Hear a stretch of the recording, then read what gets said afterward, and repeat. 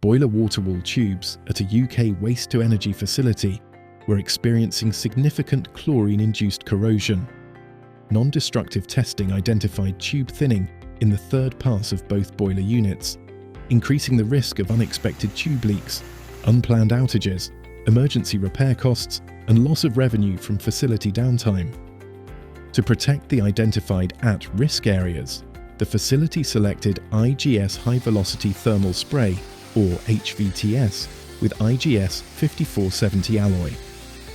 The HVTS cladding was applied to 62 square meters during a planned outage, with no structural distortion, no heat-affected zone, and allowing other maintenance activities to proceed simultaneously. The project was completed on schedule and without safety incidents, providing long-term corrosion protection, preventing unexpected tube leaks between planned outages, extending the life of existing weld overlays, and helping avoid future unplanned shutdowns.